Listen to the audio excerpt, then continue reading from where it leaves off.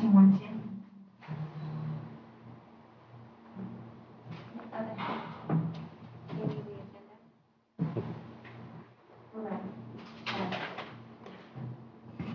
Good evening, everyone. At this time, we're going to call the Town of Mangonia Park fiscal year 2021-2022 budget session. Of course, this is our second of June 8th, 2021 into session. Roll call, please. Mayor Alberry. Here.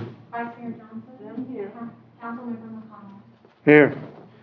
Thank you so much. At this time, of course, the purpose of the meeting is to enter into our second budget workshop, and so forth. Therefore, we're going to turn it over to our town manager, Ken Metcalf.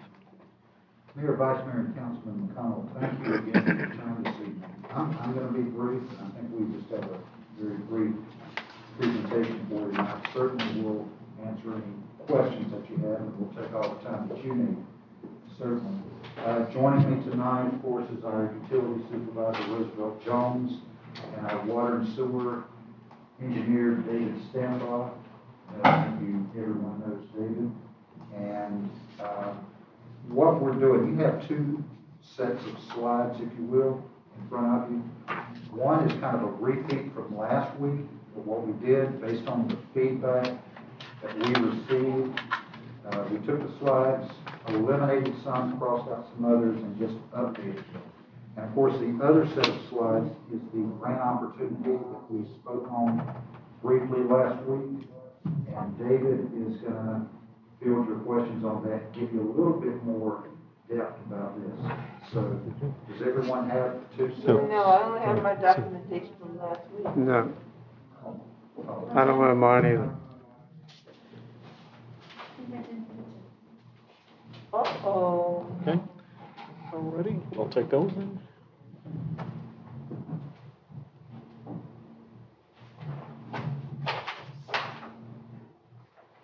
Want to pass it down? No, here. I was going to say too, while the clerk's passing that out, we really think with the number crunching that we've done already, we're going to be able to have a good product to use to approve in short order. Obviously, the budget hearing date will not be until September, but we think we'll be ahead of that as far as where we need to be. And again, last week we talked about utilities. This week we're doing the same. If you'll take the first set of slides, looks familiar from last week, and it won't be completely in order. We may go from slide 3 to 8 because we've eliminated some. But very quickly, looking at this again, we broke this down through meetings with Roosevelt, David, and myself. We kind of prioritized things for the upcoming fiscal year. The pre-short range, which is a year out, give or take a few months. The short range, 2 to 3 years. Mid-range, 3 to 5 years. And long range, 5 years plus. Now, this isn't a finished product. We continue to get your input. We adjust things as we have this week based on your comments from not only from the workshop, but comments you've given me enthusiastically since last Tuesday night. So we'll run through that. And if you turn over to slide number 2, this talks about fiscal year 2021-22 potential projects. And again, we talk about potentially using the Recovery Act money, if you will, for some of these projects. Sewer installation on Lakeshore, Paxton, Boardman, and Clarendon. And again, we talked about that $800,000 to $1 million is probably on the low side based on expenses that are escalating expenses for construction and everything now.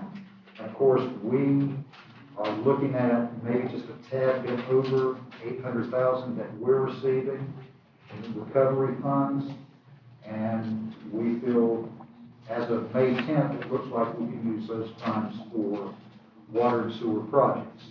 So, and that will be a council decision. Switching over to slide number 3, briefly, we did talk about some utility rates and just the need this coming year to try to keep up with inflation. So we were recommending a 1% increase on the base rate for water and sewer. The consumption for water and sewer and the fire line revenue. Okay, 1%. And that's not going to give us a lot of money. That's just under $10,000, everything factored in. But that helps us keep up with inflation. But as the water and sewer engineer indicates to me, 1% is not keeping up with inflation. But that's a good place for us to start going into next year. Slide 3A, if you'll turn over. We had presented a chart going over the next 3 to 4 years for some steady increases to the rates, water and sewer, and the council members that I've met with since then, or I've talked to on the phone, have indicated not a lot of enthusiasm for that. So that's why you have the mark out on there, the line. In fact, if you can indulge me, go back to slide number 2. Speaking of markouts, on the 21-22 potential projects, you see that I crossed out the submersible pump and the generator because that was approved tonight for purchase in this current. That's why that's separate. But the utility rate consideration didn't get a lot of warm and fuzzies on that, so for right now that's being taken out. We need to pick that up at some later time and address it, but from what I'm hearing from council, this is not the year to do that. So no harm in that. So slide 3B, that showed the increases to our revenue that come from that, and we've crossed that out as well. Now we're jumping all the way. The next slide should say pretty short range, and that's slide 8. So we talked about this, and it seems to be the general idea from everyone that we're going to pursue West Palm Beach for a sewer connection while we're still in discussions with Riviera Beach. Again, this can be funded through a USDA combination loan and grant. There are good conversations going on with West Palm Beach, except for the past week or so when they've had other issues to deal with. So, but we have put those discussions in out here. One thing that came out of last week, we decided not to pursue a water interconnect with West Palm Beach. We would just stick with the sewer connection, and that's fine. Roosevelt has come up with the idea, and I think it's a good one, that we do a valve installment program. That way they can isolate some of these leaks that happen. And this could be, David's going to speak on this grant opportunity, DEO Disaster Mitigation Grant. You'll see various names on this, but that's how I describe it. So that could be upward 150, 175,000 or more. We think we can put this into this grant program. On slide number 9, the short range needs 1 to 3 years. The engineers have been hounding me for a couple of years now about the need to get a third well. And we do have a third well under the water district permit at the Highlight property. Now, we also talked about this doesn't really get us additional water, but we do need that third well just in case something happens to one of the other two. You want two running all the time. And we just have to. We started out some years back with 6, I believe, and for one reason or another, that's gone down. So we do need to consider that. This could also go under that disaster mitigation grant. A few years back, and I know I'm repeating myself from last week, but we did the I&I program, the inflow and infiltration sewer pipe relining project. That gave us approximately 30% of our overall sewer lines relined, and that was paid for by the state revolving fund. That's an opportunity that we can pursue as well. And finally, this big one, to me this is the big one, and I think I told most of you in our one-on-ones, and we talked about this a little bit last week, but briefly, for the for further development in town, we feel strongly that we're going to have to do some rehab or revamping or renovation or addition to the water plant that we have today for capacity's sake. If, with Meritage coming online, the next year to 2 years, whenever they're built out, there's going to be a real need once the Highlight property is sold. And like I said last week, if the Highlight property is sold tomorrow, we're behind. So we do need to have a professional thorough study and evaluation of that water plant to see what we need to do, what type of investment we need to do to it, and how much that can get us once we do it. So David and his team, they can accomplish that. We just want your feedback before we start that. Of course, before we do anything like that, that would be worked into the budget once we know how much. And I'm talking about the study part of it, not the actual construction.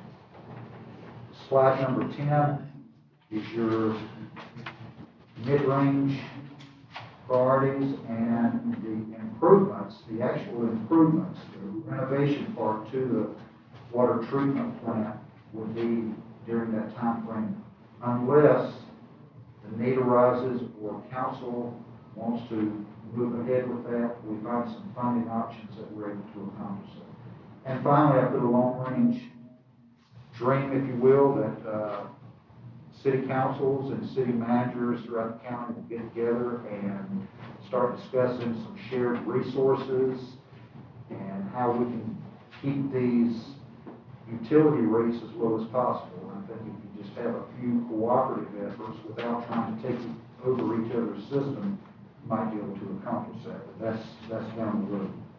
And it will take one of the bigger utilities like West Palm, Seacoast, or Riviera Beach to initiate that. Now, on slide number 11, this is some of our funding opportunities. Again, we talked about this last week. The Coronavirus State and Local Fiscal Recovery Funds, established by the American Rescue Act Plan Act of 2021. And this is taken from the latest information on the Florida Legal Cities website.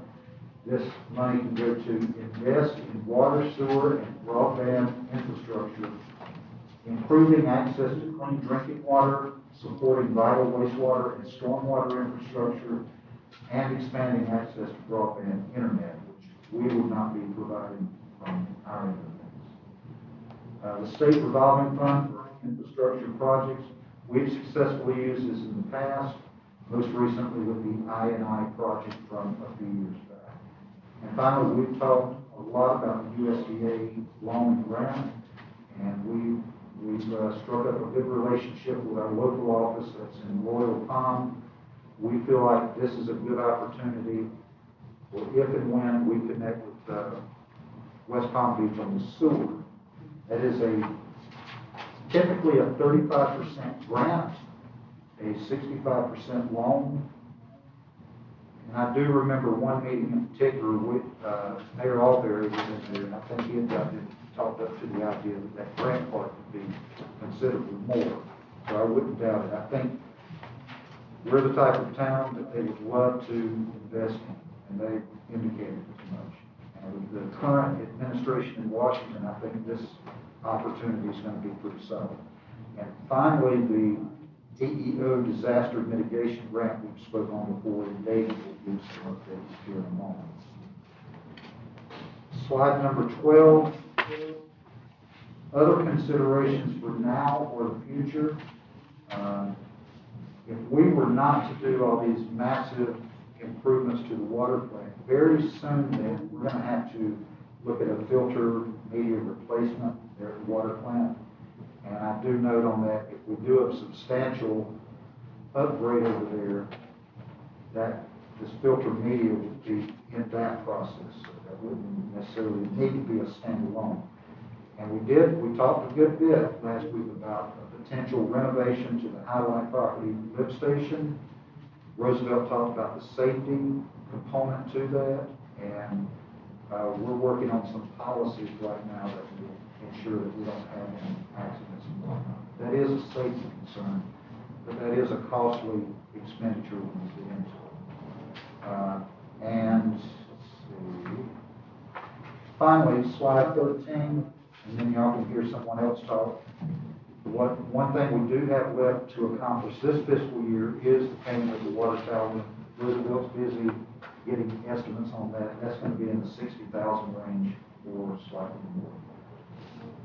Questions for me? I'll be happy to answer any. If not, I'll turn it over to David so he can talk about this grant opportunity.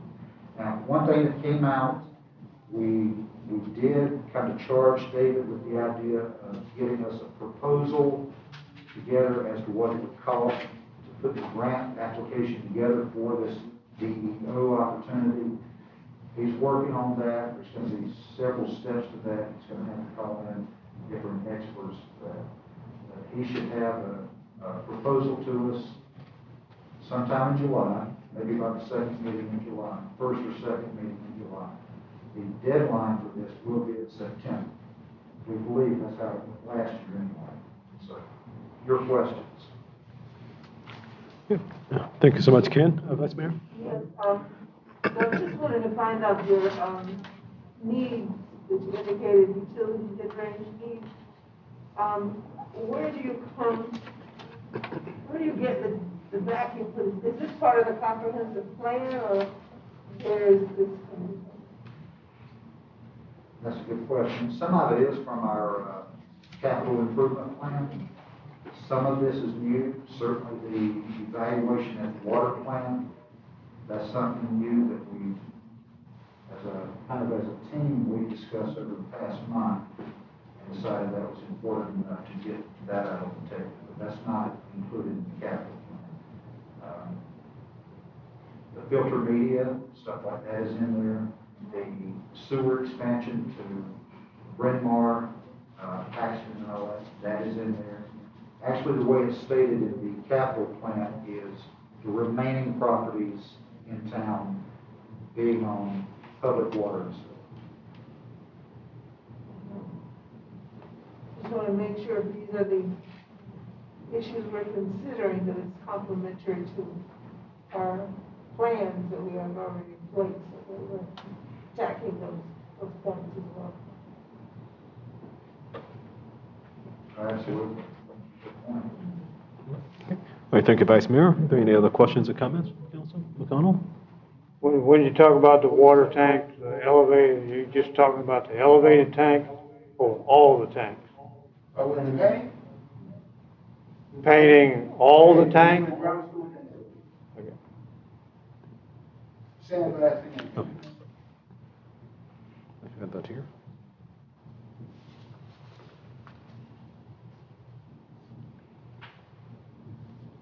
Any other questions, Councilman McConnell? Okay. Righty, the one question I did have, Mr. Jones just made mention of it, that they will be sandblasting before painting it. And they're going to be treating for the rust, to try and mitigate rust from coming again? And, Okay, and they're gonna put the logo back on the elevator. okay. It's gonna be open. Is that going to disturb the bird nesting there? Yes, We certainly hope so. it's coming down. The one under it and the one on the back. Okay, because I know they said have a rally and good time over there. Like I can get a pressure washer. Now, from an aesthetic standpoint, we're going back with black lettering again, or? Okay. I know that just in terms of the exposure to the sun, because it's going to be exposed every day coming and going, right? Understand that. So I understand that black holds up a little bit better because of the amount of paint in it. It just looks bland. With that lettering. I don't know what the answer is, other than to go to a different color maybe, to kind of give it some sort of flat right now. It's just flat. So I know that if we go multicolors, then of course that's going to cost even more, right? If they introduce two colors to it, just something to think about. I guess once we get the proposals, we can find out if we just stay with a solid color, would the cost be the same regardless of the color? And if we, okay, if we go to like maybe two colors, what would that be? What the cost would be, okay? Good idea. Maybe a purple. Colorful. Purple? Okay, we'll take a vote. Okay. Okay, the purple? Yeah. Aqua and blue, I mean, aqua, that's good. Okay.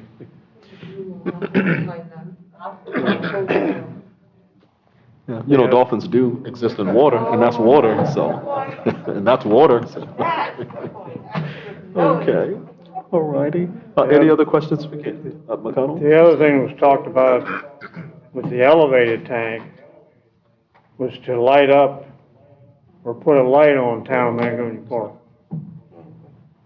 Oh, Right on the top? It was talked about back forth, but it never got lit up. So I think that's something that needs to be brought back up and thought about to light up town Magnolia Park. You're Make talking a, about a roving light? no, just something shining on the name Magnolia Park. Yes, okay. This is the big little town in between two huge municipalities. actually, to your point, that might solve the issue. Even if we were to just go with the same colors, if that's going to be cheaper, and then just get a light, you know, that has the different color in it, maybe just one color shooting up or multi-colors shooting up. There are buildings that when you ride by, it looks good as a color.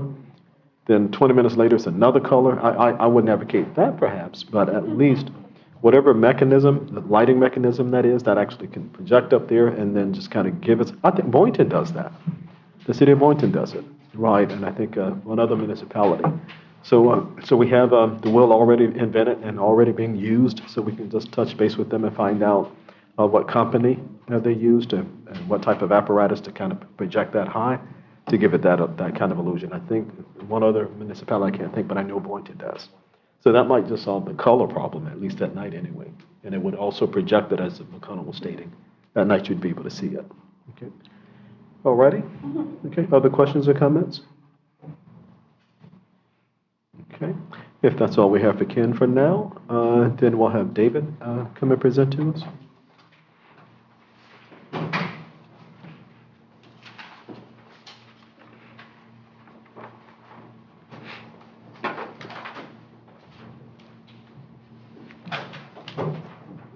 Good evening, David Samball. Good evening. Just, you're correct, Mayor, Boynton Beach has a very nice It's nice. LED lit tower. If you just do a simple Google search on that, you can see it. It's amazing, actually. It's nice.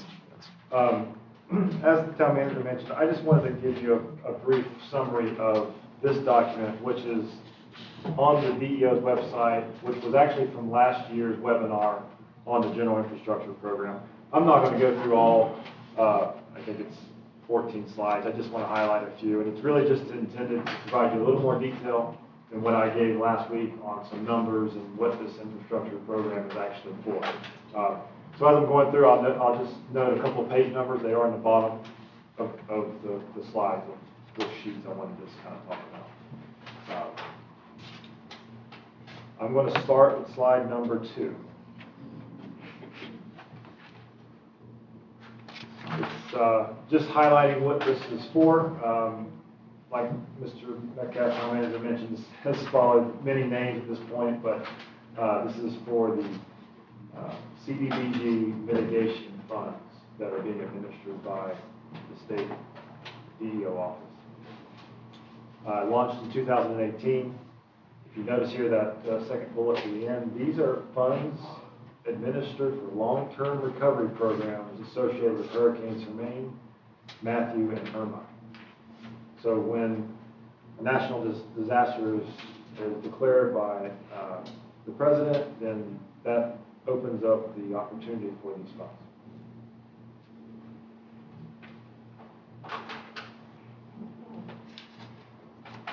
If you go on to slide number 6, and certainly you can read the other slides, and I do have a lot of the information too. Slide number 6 really just highlights the General Infrastructure Program. That's the 3-year term program that I mentioned in the last meeting. You see rounds 1, 2, and 3 at the top. You have allocated amounts of $150 million that were already issued as part of the first grant application cycle. This next round 2 is $175 million. Of course, that's what we're targeting to try to pursue. But I will say that there is going to be a third application cycle of 150 following. Presumably, that's going to be in years, right? So the last cycle started in June of 2020, and they awarded the results in, I think, April of 2021 is what actually happened. Just some thresholds, project minimum and maximum dollar amounts. So they do have a minimum amount of $500,000 per project. Projects can be in multiple sites. It doesn't have to just be one location. An example could be, and I'll just throw a project term out there, Town of Angonia Park Water System Resiliency. It could include wells. It could include valves. It could include new pipelines. We can be creative on what we wanted to include in that project, but it obviously has to have a minimum amount of $500,000, and it can go up to the $150 million, which is the total allocated under that year's, or well, 175, I guess, is what the total allocation is. One would think if you went in with a project that large, your chances of being awarded probably are a little less than going in with something closer to the total.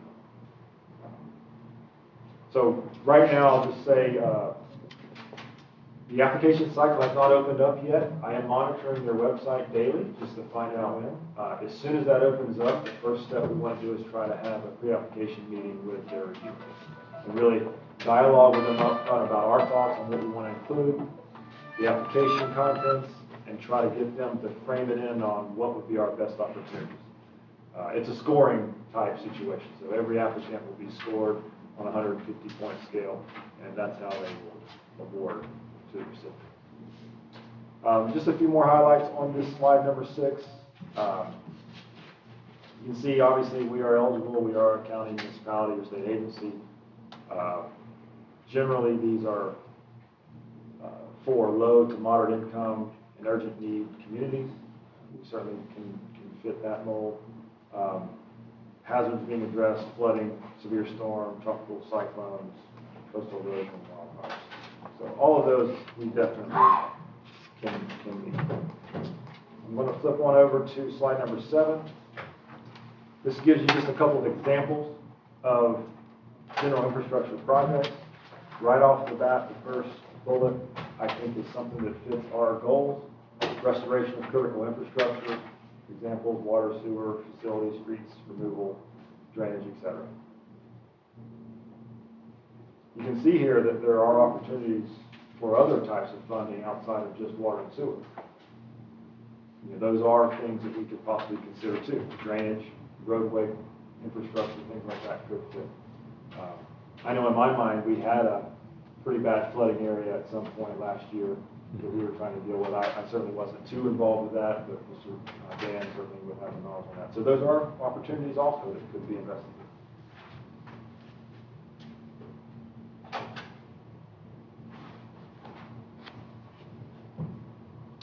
Slide number 9.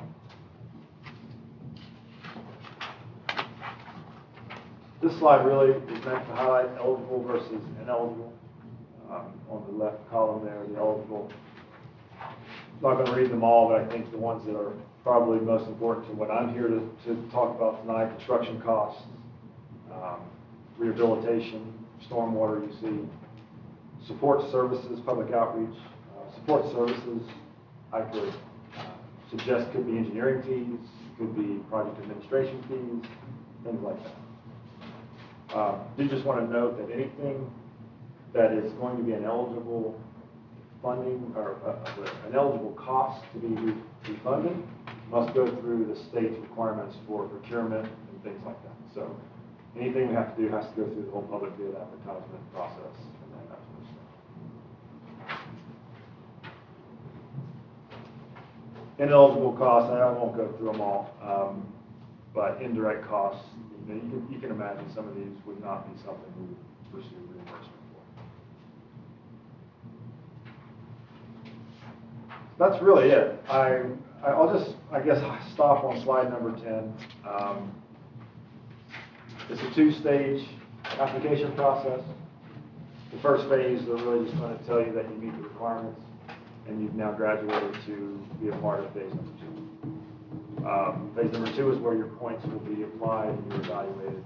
I presume the most points awarded, I guess, are where you get in line in terms of your eligibility. The scoring criteria, there's a number of items listed there. That is essentially the application. All of those items, there's pre-prepared form templates that have to be provided with project description, community value, so on and so forth. That is all of the application items. That is my example last week is I assisted Palm Beach County with an application last year. They were actually successful in being awarded, I think it was $2.7 million for improvements to a water plant out in Belle Glade. And we had to go through each one of those scoring criteria items to fill out to be eligible for the program.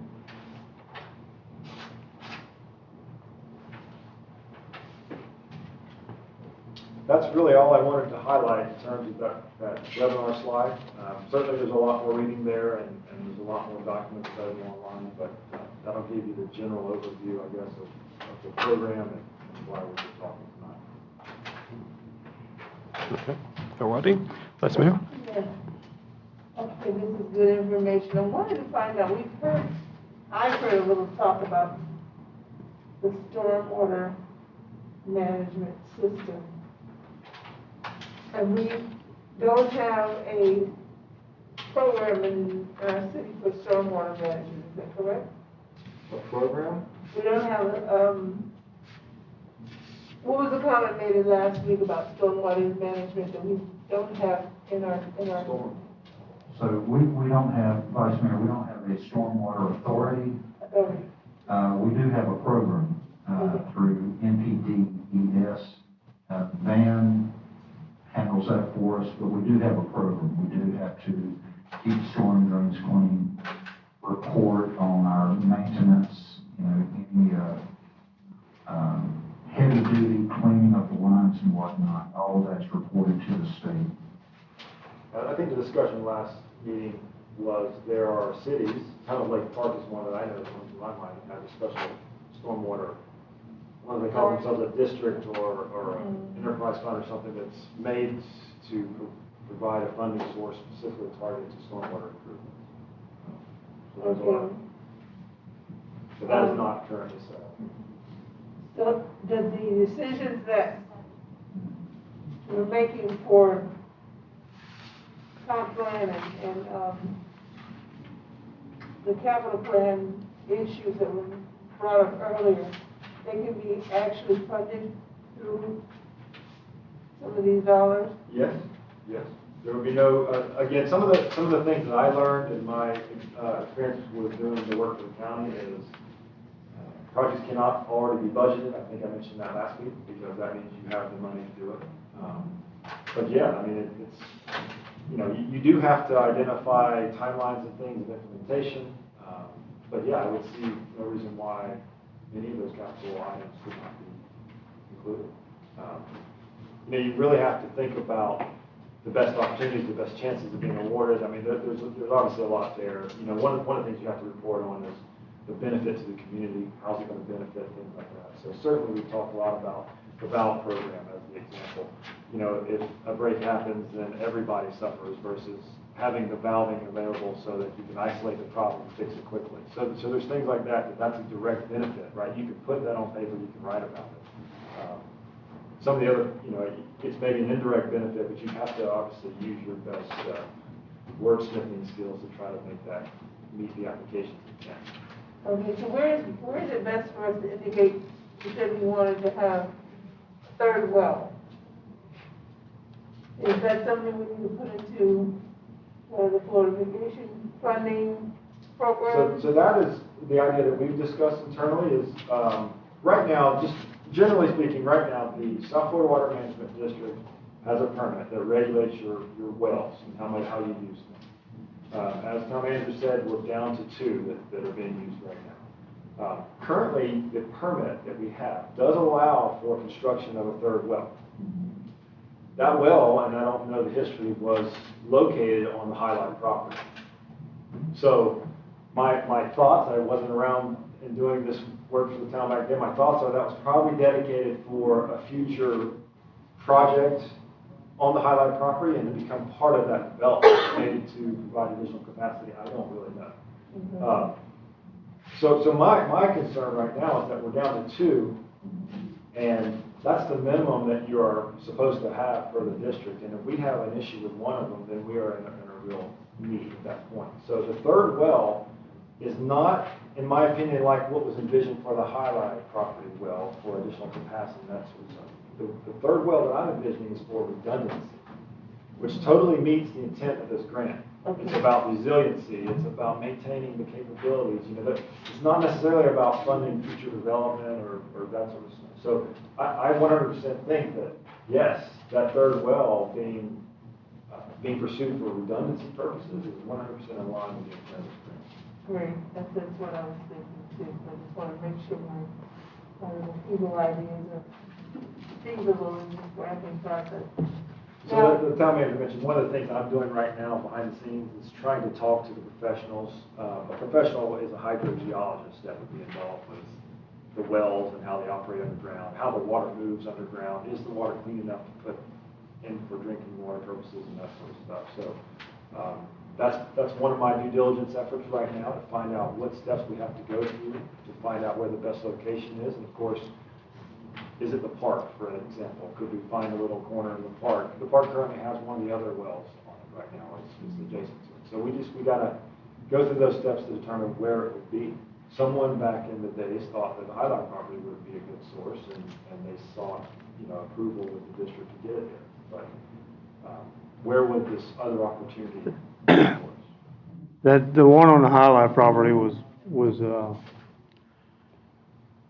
a developer let us do that when he thought he had a deal with Don King, and then it fell through. Okay. So he was going to help us out with the well.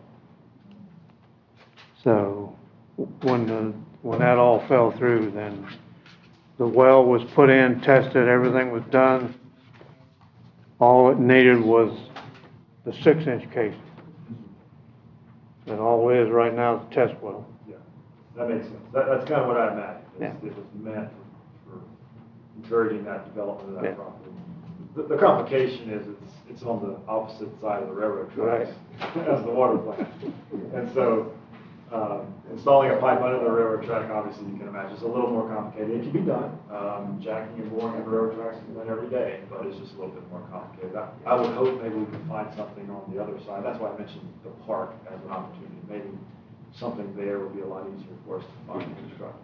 But I can't tell you in front of you today if that's a viable option in terms of, can it be approved by the South Florida Water Management District, and is the water quality sufficient in that area to do it? I suppose it is, because there's another one there, but there are requirements that prevent you putting wells too close to one another, because one may affect the other in terms of operation. So that's why I'm seeking assistance from a hydrogeologist. And the other spot in town is the old fire station, the recreation center. There's some very good water up there. Very good water. Why they even hooked it up to the city.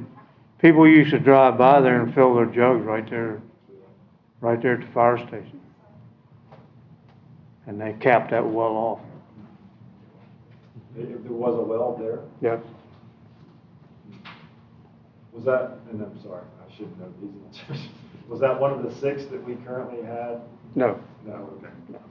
that was strictly a well for the fire department. Okay. No, the dormant wells are not wells that can be resurrected, right? I know the history that I've heard, one of them started pumping lower quality water. I don't know what the contaminant or whether it was that started happening, but I know it had been since plugged off and abandoned. It was contaminated and the health department made them shut it down. Yeah. It was, iron, I think it was iron, and they're both side by side. Which wells were they, 2, 4, 6? Well, 1, 2, 3, 4, and 5, I think. Yeah.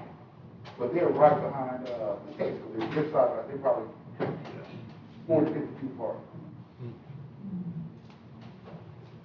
So I just think we owe it to ourselves to continue to look for the next set of wells. I mean, that's not anything bad on us or whatever. Wells aren't forever. They don't last forever. They do eventually need to be either rehabilitated or replaced.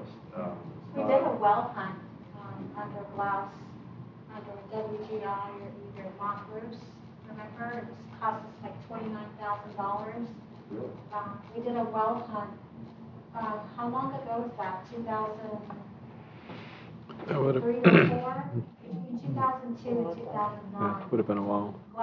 Henry Blouse was the engineer at the town at the time for the town, and we did survey and a dig for that firm did it, and I think it cost us, I only remember $29,000 some odd dollars, but I think they found one.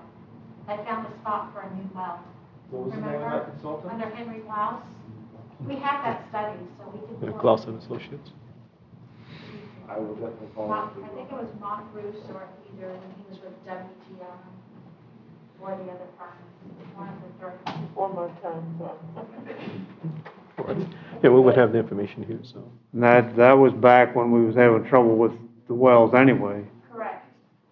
And that's when they originally started looking for another site. Right. Is that how they came up with the highlight? I think so.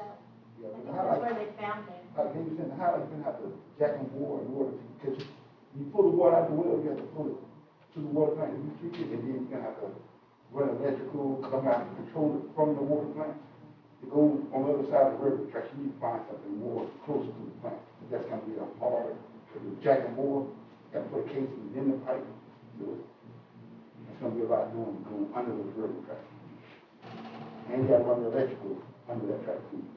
So I'm gonna have to control, I can't control it from there, I'm gonna have to control it from the plant. Alrighty, so then we'd have to have another study, perhaps, hopefully that aquifer kind of is situated over in that side as well, where you can hit it I from the would other love side. to see that study. I think that would be a Okay, huge step for us. sure, we can make that available. No, certainly. The reason all the wells are there is because the construction company that built all those homes and the water plant, he owned all that property. So the wells were all on his own property. So you can put them wherever you want. Right. Okay, any other questions or comments?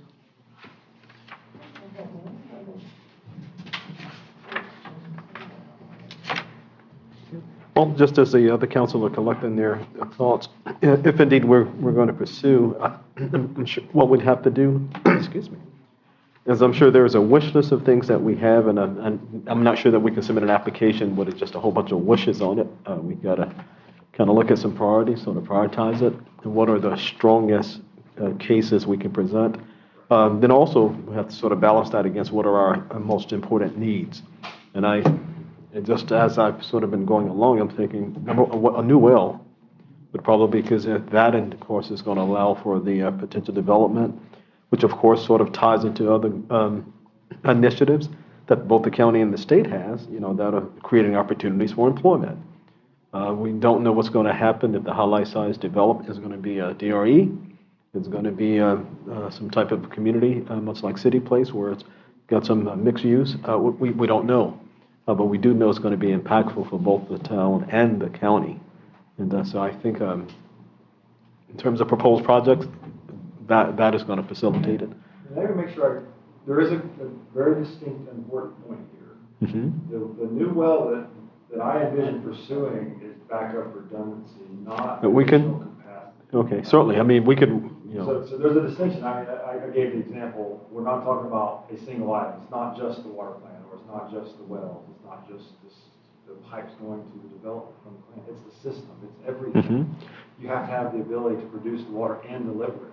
So an example I think I gave last week, I can pump as many gallons of water out of the ground as we want, but if the plant can't treat it because it's limited in its capacity, then the development still is restricted because we can't produce the water. So I think that, I want to be careful that I'm not suggesting to you tonight that we're going to put a third well in and all of a sudden highlight is. Oh, no, not at all. We can provide them.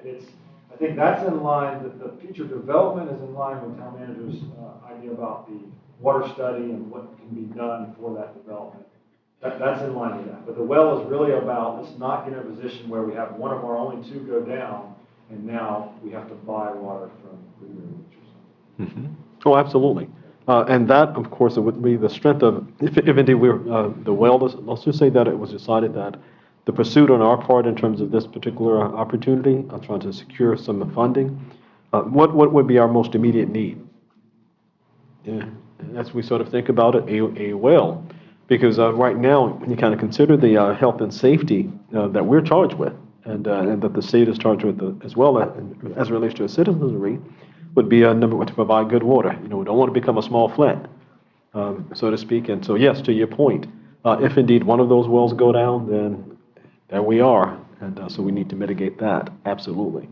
However, for our conversation and purposes, we also know that it has another benefit as well. So yes, our target would be the redundancy that you spoke about, and being able to mitigate the possibility that if one goes down, well, we're in trouble. So. Well, there was council members years ago that they were worried when we had 6 and 1 went down, and they still had 5, and they were still worried at that point. But it was output. You know, how much water you could get out of that well. It had to do with that. Because some of the wells, they couldn't pull. In other words, this well, you can pull more out of this well than you can this well. And that's where the worry was. Because it's just about anything in, you know, even in backup pumps and buildings and what have you, they're always an odd number because they want that extra pump. Yes, the redundancy. You Yeah. normally would build in a standby that's Right. not in use until you need it, or there's a rotation. Yeah. And I'll say that, you know, I have heard instances of other communities, and they use the term over pumping a well. You know, I think you'll hear a lot of times in water system, the good well, you know, the one has the best water quality, gets the most used. And now all of a sudden it starts having deterioration problems because you're over pumping. And I think some of the phenomena that happen is sand starts getting into the well and it starts clogging its ability to produce water. And it's primarily because it's been over pumped. But of course the goal of the public water system is to provide the best quality water, so they try to they don't mean to damage it, but they over pump that one good well or that series of good wells. So that's what I'm in fear of now. We've got 2. We used to have 6.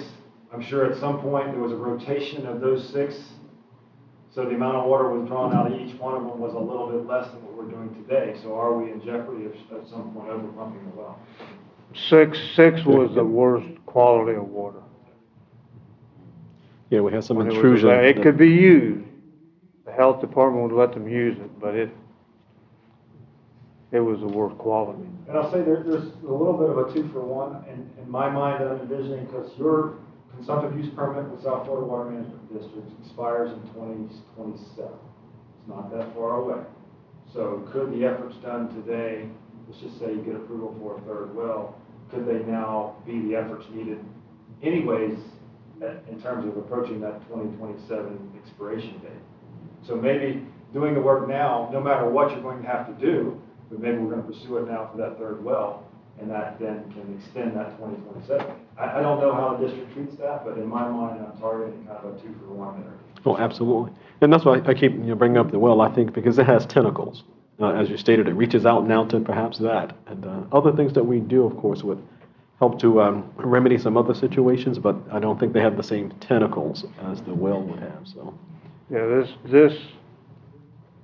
is the third time, you're the third person that brought this up to the best of my knowledge. But I mean, there's been people worried about wells for a long, long time. And now it's even worse because we're down 2 wells. I mean, they were nervous when they were down to 5 wells. Now we're down to 2 wells, so maybe we better start worrying about it. There's two things that I guess we need to really start thinking about is the well and the valves. The valves is a big deal because it could save a lot of people a lot of headaches if he can isolate. Because I was involved in one of them out here, and we couldn't shut the water off. Then, well, if we do shut the water off, everybody's going to have to boil the water. And nobody knew, if there was any valves, nobody knew where they were. Yeah, So that's really discussed with Roosevelt many times. I mean, another thing, it may not be in your forethought of your mind, or, you know, the forethought of your mind, but when you have a break and you shut the whole system down, I would expect one of the efforts is then he's got to flush the system. So what are you doing there? You just paid money to treat it, electric costs, chemical costs, operator, staff costs, and now you just dumped it on the ground and started back over. You know, that's maybe not a measurable thing. You may not feel it, so to say, but it's a cost. It's an additional cost that you just had to, you know, overcome. And do that a couple of times in a year. Extra man hours. Those things add up. You know, you got to think about. And that. I mean, obviously our goal is safety, and that is always our primary goal. But you're also, in a way, you're a business. You're a water provider. You have to be able to financially provide that service. So there's some thoughts there too across. You mentioned tentacles. There's a lot of different things that we can mention that would help our chances of this grant. Okay. it's the same situation as I went to the water plant one time to look at one of the pumps had a mounting problem. And when I went, I seen all these leaks. You know, all the leaks. I'm thinking, you know, you can think whatever you want to, but that leak right there, that's money. That's money. That's money going out on the ground. You know, so them leaks need to be fixed. And Roosevelt fixed them.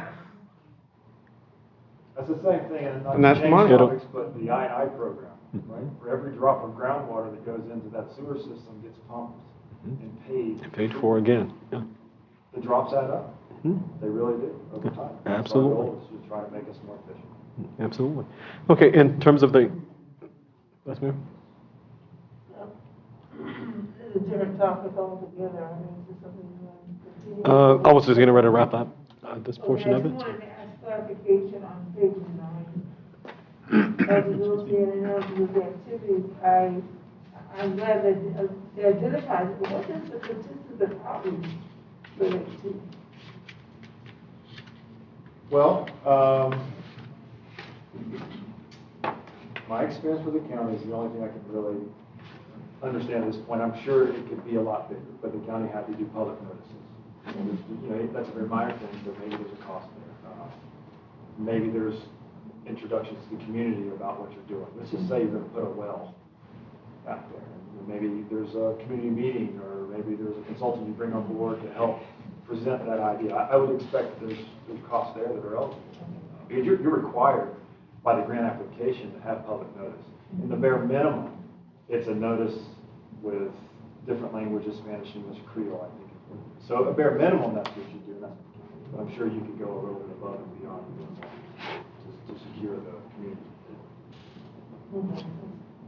Kind of what I thought, but I just want to make sure we are alerted to that as well. Okay. All righty, so in the here and now, in terms of just the path forward, your suggestions, recommendations would be, because the grant cycle is going to be opening up in, what, a week? Well, you know, I am surely monitoring that. Last year, I think it opened up on the 15th, and today's the 8th. Regardless of, I could just say, I'm going to be calling those folks as soon as that application opens up. I want to know, I want to get in line, what do I need to do to get a pre-application meeting date, phone conference, whatever. Dialogue, what makes our chances the best. I think we need to get a little bit of feedback and then decide how we form this application, how many projects, what improvements, that sort of thing. But right now, we know that we've talked a lot about wells, we've talked a lot about valves. I call it the water system. So I know right now we're targeting water system improvements for utility purposes. We may be able to add some of the capital improvements items that are already on the list. I just think we have to try our best to imagine what is the best chances, what gives us the best opportunity for moving forward.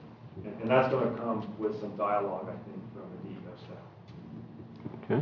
And what's the cutoff for submission? It's generally about 30, 90 days out from the date that it I opens? believe it was September. I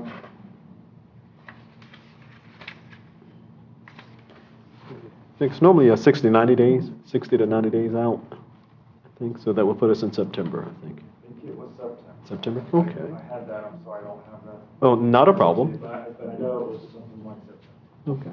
All righty, and I know it's difficult to state at this point, but somewhere probably along about the middle of July, you'd have something to present to us that here's what I think we should be pursuing, and okay, great. Okay. And just All right. these do not have to be shovel-ready projects. That is clear that in the backup that it doesn't have to be shovel-ready. So let's not think that we have to have it designed and all the way to that point before we can do the work. Because like I said, I believe engineering costs and things like that, support services is what is identified as are eligible for it. Okay. Okay, great. All righty, if there's no other question. Oh, September 14th. Okay, so I thought it would have put it 90 days is normally what they do in terms of that window. Okay, great. All righty, so if there's no other questions or comments for David? Thanks so much. We appreciate it, and we look forward to the information coming before us in terms of what we're going to be pursuing. And right, and we're going to aim straight and hit the targets. Okay, thanks so much. We appreciate it. Okay. All righty, so with that, we've had both presentations. Is there anything else, Ken? Okay. All righty, seeing that there's nothing else before us, does council have any comments or questions before? Okay. All righty, seeing that those were the... One reminder, and forgive me, we will not be meeting next week. We'll resume. We may have a special call meeting on the 22nd, just in case. But we'll definitely have a budget workshop on the 22nd and 29th. We're hoping to have some pretty good numbers as we go into July on both fronts. So just a reminder, as of Thursday, I'll be out of your hair for several days. Be back on the 21st. So I am definitely available if you need me. And I want to thank David and Roosevelt for their help in this, and for Sherry, who's had to run around like crazy today to get this up and running for tonight. So thank you all. Oh, certainly. Okay. All right, and we'll look forward to just information in terms of just where we are with the generators and the pump, and yeah, I'm glad to see we can get that accomplished. Yeah, thanks so much. So with that, if there's nothing else. Did we do anything for Earl? Yeah, just learned. We haven't gotten any information back from him yet. Okay. All righty. So with that, if there's nothing else, and yes, the staff will take care of that and let us know what's going on. Yeah, again, our condolences to his family. Okay, so with that, motion for adjournment. Is there a second? Second. All in favor, aye? Aye. Aye. Full same sign. Ms. Carey, thanks so much. We'll see you on the 22nd. 22nd. Thanks so much, and everybody have a great evening. We have, the, watch